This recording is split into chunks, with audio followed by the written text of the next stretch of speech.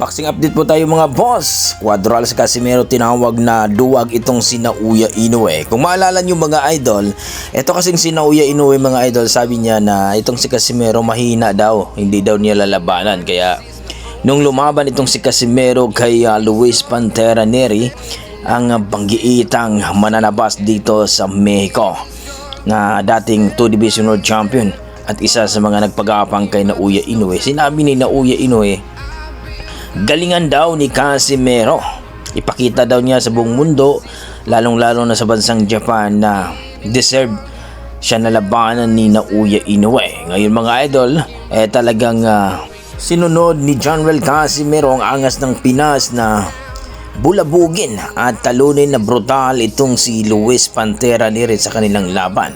At ginawa nga ni Casimero ito mga idol. Ayon pa kay Casimero, baka naman kapag matalo itong si Luis Neri at brutal na tatalunin ni Casimero, baka bigla na namang magdadahilan itong si Naoya Inoue para hindi siya makalaban dito kay Cuadro Las Casimero. At nangyari nga mga idol, ayon kay Naoya Inoue, hindi naman daw siya na-impress sa laban ni Casimero, sadyang mahina lang daw si Neri nung na time na yon, kaya hindi daw siya nakapag-prepare. Kumbaga kasalanan pa ni Casimero mga idol na hindi kondisyon itong si Neri sa kanilang laban. Ayon kay Naoya Inoue, lalaban naman daw siya ni Casimero basta lagi lang daw itong mananalo. Naku mga idol, kaya tinawag ni Casimero itong si Naoya Inoue na duwag na monster. Peking monster daw itong si Naoya Inoue dahil hindi daw tungpad sa kanyang sinasabi na lalabanan niya itong si Casimero kapag talunin itong si Luis Neri na brutal na pagkatalo mga idol. Kaya itong si Casimero mga idol, sinabihan niya wala na siyang paki dito kay Naoya Inoue dahil talagang saksakan ng kaduwagan daw ito. So kayo mga idol, ano masasabi nyo dito?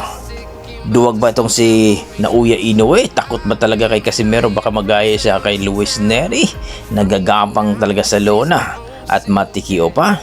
Please comment down below mga idol para ating pag-usapan. Sa kabilang banda mga idol, tinira itong si Naoya Inoue dito kay Robert Garcia, ang coach ni GC Bam Rodriguez, ang kampiyon po dito sa WBE Bantamweight Division. Ayon kay Rodriguez mga idol, etong si Naoya Inoue, duwag daw ito, takot daw dito kay GC Bam Rodriguez, sapagkat nagpahayag kasi itong si Naoya Inoue na hindi na daw niya aantayin itong si Bam Rodriguez kung hindi daw aakyat dito sa Super Bantamweight Division. Ako po, itong si Naoya Inoue naman, gusto daw niyang labanan si Bam Rodriguez, pero si Bam Rodriguez ang kanyang papaakyatin sa Super Bantamweight Division. Alam naman niya nakakaakyat lang itong si Bam Rodriguez dito sa Bantamweight Division.